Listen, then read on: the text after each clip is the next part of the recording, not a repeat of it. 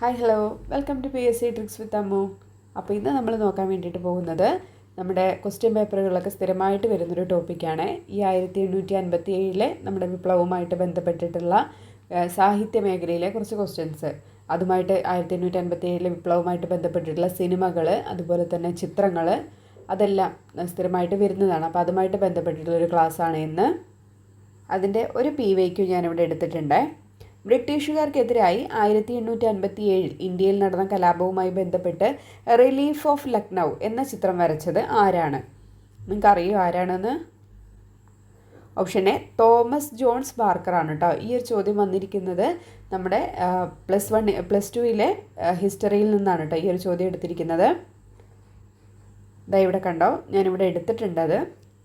ജനങ്ങളിൽ വ്യത്യസ്ത വികാരങ്ങളുടെയും പ്രതികരണങ്ങളുടെയും ഒരു നിര തന്നെ സൃഷ്ടിക്കാനുതകുന്ന വൈവിധ്യമാർന്ന അനേകം പ്രതിബിംബങ്ങൾ ബ്രിട്ടീഷ് ചിത്രങ്ങൾ നൽകുന്നു. കലാപകാരികളെ അടിച്ചമർത്തുകയും ഇംഗ്ലീഷുകാരെ രക്ഷിക്കുകയും ചെയ്യുന്ന ബ്രിട്ടീഷ് വീരയോദ്ധാക്കളുടെ ഓർമ്മയ്ക്കായിട്ടാണ് അവയിൽ ചിലത്. തോമസ് ജോൺസ് ബാർക്കർ 1859 വരച്ച റിലീഫ് ഓഫ് ലക്നൗ ഇത്തരത്തിലുള്ള ചിത്രങ്ങൾക്കൊരു ഉദാഹരണമാണ്. അതായത് നമ്മളുടെ ഇന്ത്യക്കാരുടെ ഒരു എന്താ പറയുക, ഒരു വീരസാഹസികമല്ല അവിടെ പറയുന്നത്. ബ്രിട്ടീഷുകാർ നമ്മുടെ കലാപകാരികളെ അടിച്ചമർത്തുകയും എന്നിട്ട് ഇംഗ്ലീഷുകാരെ അവിടെ ഉള്ളവരെ രക്ഷിക്കുകയൊക്കെ ചെയ്തിട്ടുള്ള ബ്രിട്ടീഷ് വീരയോദ്ധാക്കളുടെ ഒരു ഓർമ്മയ്ക്കായിട്ടാണ് എന്ത് വരച്ചിരിക്കുന്നത്? റിലീഫ് ഓഫ് ലക്നൗ എന്ന് പറഞ്ഞിട്ടുള്ള ചിത്രം തോമസ് ജോൺസ് ബാർക്കർ വരച്ചിരിക്കുന്നത്. അപ്പോൾ റിലീഫ് ഓഫ് ലക്നൗ എന്ന ചിത്രം വരച്ചത് ആരാണ്? തോമസ് ജോൺസ് ബാർക്കറാണ്. നമ്മളോട് സ്ഥിരമായിട്ട് ചോദിക്കുന്നത് ഒരു ചിത്രം തന്നിട്ട് അത് ആര് എന്നുള്ള രീതിയിലാണ് ചോദിക്കുന്നത്. അതിൻ്റെ ഡീറ്റെയിൽ കാര്യങ്ങളൊന്നും ചോദിക്കാറില്ല. അപ്പോൾ ഇത് പഠിച്ചു വെക്കുക. ഇൻ മെമ്മോറിയം എന്ന് പറഞ്ഞിട്ടുള്ള ചിത്രം വരച്ചത് ആരാണ്? ജോസഫ് നോയൽ പാറ്റേൺ ആണ്. ഇൻ മെമ്മോറിയം എന്ന് പറഞ്ഞിട്ടുള്ള ചിത്രം വരച്ചത് ആരാണ്? ജോസഫ് നോയൽ പാറ്റേൺ ആണ്. ഈ 1857 വിപ്ലവവുമായിട്ട് ബന്ധപ്പെട്ട് നിൽക്കുന്ന ഒരു ചിത്രമാണ് കേട്ടോ ഇത്. ഏതാണ്? In Memoriam. ആരാണ് വരച്ചത്? ജോസഫ് നോയൽ പാറ്റേൺ ആണ്. ഇനി ഈ പറയാൻ പോകുന്നതെല്ലാം നമ്മുടെ 1857 വിപ്ലവവുമായിട്ട് ബന്ധപ്പെട്ടിട്ട് സ്ഥിരമായിട്ട് ചോദ്യങ്ങളിൽ കടന്നു വരുന്ന ഭാഗങ്ങളാണ്. ക്യൂൻ ഓഫ് ജാൻസി എന്ന് പറഞ്ഞിട്ടുള്ള കൃതി രചിച്ചത് ആരാണ്? മഹാശ്വേത ദേവിയാണ്. ക്യൂൻ ഓഫ് ജാൻസി എന്ന് പറഞ്ഞിട്ടുള്ള കൃതി രചിച്ചത് ആരാണ്? മഹാശ്വേത ദേവിയാണ്.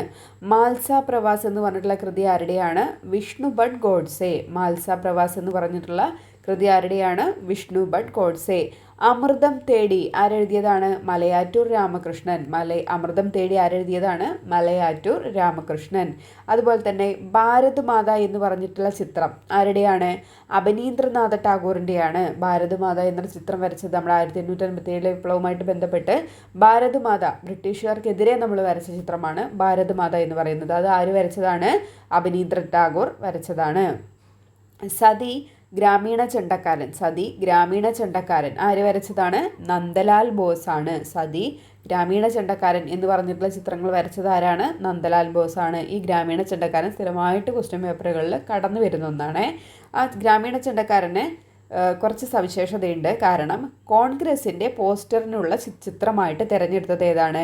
നന്ദലാൽ ബോസിൻ്റെ ഗ്രാമീണ ചെണ്ടക്കാരൻ എന്ന് പറഞ്ഞിട്ടുള്ള ചിത്രമാണ് കേട്ടോ. കോൺഗ്രസിൻ്റെ INCയുടെ പോസ്റ്ററിനുള്ള ചിത്രമായിട്ട് തിരഞ്ഞെടുത്തു. കൂടാതെ 1938 ഹരിപുര സമ്മേളനം, 1938 ഹരിപുര INC സമ്മേളനത്തിൽ പ്രദർശിപ്പിച്ച ചിത്രമായിരുന്നു ഗ്രാമീണ ചെണ്ടക്കാരൻ എന്ന് പറയുന്നത്.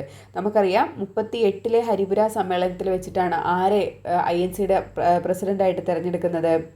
സുഭാഷ് ചന്ദ്രബോസിനെ തിരഞ്ഞെടുക്കുന്നത് എന്നാണ് 1938 ഹരിപുര INC സമ്മേളനത്തിൽ വെച്ചിട്ടാണ് INCയുടെ പ്രസിഡൻ്റായിട്ട് ആരെ നിയമിക്കുന്നത്? സുഭാഷ് ചന്ദ്രബോസിനെ തിരഞ്ഞെടുക്കുന്നത്. അപ്പോൾ ആ ഒരു സമയത്ത് അവിടെ പ്രദർശിപ്പിച്ചിരുന്ന ചിത്രം ഏതാണെന്ന് ചോദിച്ചിട്ടുണ്ട്, മുന്നേ ക്വസ്റ്റ്യൻ പേപ്പറിൽ വന്നിട്ടുണ്ട്. അതേതാണ്? നന്ദലാൽ ബോസിൻ്റെ ഗ്രാമീണ ചെണ്ടക്കാരൻ എന്ന് പറഞ്ഞിട്ടുള്ള ചിത്രമാണ്. ഗ്രാമീണ ചെണ്ടക്കാരൻ നന്ദലാൽ ബോസ് ആണ് എങ്കിൽ ഗ്രാമീണ ജീവിതം എന്ന് പറഞ്ഞിട്ടുള്ള ചിത്രം ആര് വരച്ചതാണ്? അമൃത ഷേർഗിലിൻ്റെയാണ്. ഗ്രാമീണ ജീവിതം എന്ന് പറഞ്ഞിട്ടുള്ള ചിത്രം ആരുടെയാണ്? അമൃത ഷേർഗിലിൻ്റെയാണ്. നീൽ ദർപ്പൺ എന്ന് പറഞ്ഞിട്ടുള്ള നാടകം അതാരുടെയാണ്? ദിനബന്ധു മിത്രയുടെയാണ്. നമ്മുടെ 1857 വിപ്ലവവുമായിട്ടൊക്കെ ബന്ധപ്പെട്ടിട്ട് നീൽ ദർപ്പൺ എന്ന് പറഞ്ഞിട്ടുള്ള നാടകം ആരാണ് എഴുതിയത്? ദിനബന്ധു മിത്രയാണ്. നമ്മുടെ 1857 ആ ഒരു വിപ്ലവ സമയത്ത് അവിടുത്തെ ആളുകളുടെ ദയനീയാവസ്ഥ എന്താണ് മേലധികാരികളെ ബോധിപ്പിക്കാൻ വേണ്ടിയിട്ട് ദീനബന്ധുമിത്ര നടത്തിയ ഒരു നാടകമാണ് നീൽ ദർപ്പൺ എന്ന് പറയുന്നത്. ഇനി അടുത്തതാണ് ഗീത ഗോര എന്ന് പറഞ്ഞിട്ടുള്ള കൃതികൾ ആരെഴുതിയതാണ്? രവീന്ദ്രനാഥ ടാഗോറിൻ്റെയാണ്. ഗീതാഞ്ജലി, ഗോര എന്നിവ ആരുടെയാണ്? രവീന്ദ്രനാഥ ടാഗോറിൻ്റെയാണ്. രംഗഭൂമി, സേവാ സദൻ, ഗോദാൻ ആരുടെ കൃതികളാണ്? പ്രേംചന്ദിൻ്റെയാണ്. രംഗഭൂമി, സേവാ സദൻ, ഗോദാൻ എന്ന് പറഞ്ഞിട്ടുള്ളത് ആരുടെ കൃതിയാണ്? പ്രേംചന്ദിൻ്റെയാണ്. ഇത് ഏത് ഭാഷയിലാണെന്ന് ചോദിക്കാറുണ്ട്. ഏത് ഭാഷയിലാണ്? ഹിന്ദി ഭാഷയിൽ എഴുതിയിട്ടുള്ള കൃതികളാണ് കേട്ടോ. രംഗഭൂമി, സേവാ സദൻ, ഗോദാൻ മുതലായവ ആരെഴുതിയതാണ്? പ്രേംചന്ദ് എഴുതിയതാണ്. ഏത് ഭാഷയിലാണെന്ന് ചോദിച്ചാൽ ഏത് ഭാഷയിലാണ്? ഹിന്ദി ഭാഷയിലാണ്. ഗീതാഞ്ജലി, ഗോര തുടങ്ങിയവ ബംഗാളി ഭാഷയിലാണ് എഴുതിയിരിക്കുന്നത് കേട്ടോ. രവീന്ദ്രനാഥ ടാഗോർ ബംഗാളി ഭാഷയിലാണ്. രംഗഭൂമി, സേവാ സദൻ ഏത് ഭാഷയിലാണ്? ഹിന്ദി ഭാഷയിലാണ് രചിച്ചിരിക്കുന്നത്. ആര് രചിച്ചു? പ്രേംചന്ദ്. അടുത്തതാണ് എൻ്റെ ഗുരുനാഥൻ ബാപ്പുജി ഇന്ത്യയുടെ കരച്ചിൽ. ആരാണ്? വള്ളത്തോൾ നാരായണ മേനോൻ്റെ കൃതികളാണ്. ഇതിൽ ഇന്ത്യയുടെ കരച്ചിൽ ചോദിക്കാറുണ്ട്. എൻ്റെ ഗുരുനാഥൻ സ്ഥിരമായിട്ട് ചോദിക്കാറുണ്ട്. ആരെഴുതിയതാണ്? വള്ളത്തോൾ നാരായണ മേനോൻ. അതുപോലെ തന്നെ ജഗൻപിരി എന്ന് പറഞ്ഞിട്ടുള്ള കൃതി ആരുടെയാണ്? ലക്ഷ്മിനാഥ് ബെസ്ബറുവ. ജഗൻപിരി എന്ന് പറഞ്ഞിട്ടുള്ള കൃതി ആരുടെയാണ്? ലക്ഷ്മിനാഥ് ബെസ്ബറുവ. അടുത്തതാണ് സിയാഹാഷിയെ അല്ലെങ്കിൽ ബ്ലാക്ക് മാർജിസ് എന്ന് പറഞ്ഞിട്ടുള്ള ഒരു കൃതി. അത് ആരെഴുതിയതാണെന്നറിയുമോ? സാദത്ത് ഹസൻ മാൻഡോ ഉറുദുവിലെ ഒരു ചെറുകഥാകൃത്തായിട്ടുള്ള സാദത്ത് ഹസൻ മാൻഡോൻ്റെ കൃതിയാണ് എന്ത് എന്ന് പറയുന്നത്? സിയാഹാഷിയെ അല്ലെങ്കിൽ ബ്ലാക്ക് മാർജിസ് എന്ന് പറയുന്നത്. ഇതൊക്കെ ഒന്ന് എഴുതി വെച്ചേക്കണേ. ഇനിയാണ് കുറച്ച് ഇത് അതേ ഭാഗത്തു നിന്ന് തന്നെയാണ് കേട്ടോ. നമ്മുടെ +2 ഹിസ്റ്ററി ആ ഒരു ഭാഗത്തു നിന്ന് തന്നെയാണ് ഒരു ബോക്സിൽ കൊടുത്തിരിക്കുന്നതാണ് സിനിമകൾ. നമ്മുടെ ക്വസ്റ്റ്യൻ പേപ്പറിൽ സ്ഥിരമായിട്ട് വരുന്നതാണ്, നമുക്കറിയാം അല്ലേ. ഇന്ത്യ വിഭജനത്തെക്കുറിച്ച് കുറച്ച് സിനിമകൾ ഏതൊക്കെയാണത്? ഋത്തിക് കട്ടക് ഏതാണ് സിനിമ? മേഘാദാക്ക താര, സുവർണരേഖ. ഈ സിനിമകൾ ആരുടെയാണ്? ഋത്തിക് കട്ടക്കിൻ്റെയാണ്. സ്ഥിരമായിട്ട് വരുന്നതാണ് മേഘാദാക്കതാര, സുവർണരേഖ. ഈ സുവർണരേഖ നമ്മൾ പഠിക്കാറില്ല, പക്ഷേ ഇത് മേഘാദാക്കതാരയാണ് നമ്മൾ പഠിക്കാറുള്ളത്. സുവർണരേഖയും കൊടുത്തിട്ട് അതും കൂടെ പഠിക്കുക. ആരുടെയാണ്? ഋത്തിക് കട്ടക്കിൻ്റെയാണ്. അതുപോലെ തന്നെ ഗരം ഹവ ആരുടെ സിനിമയാണ്?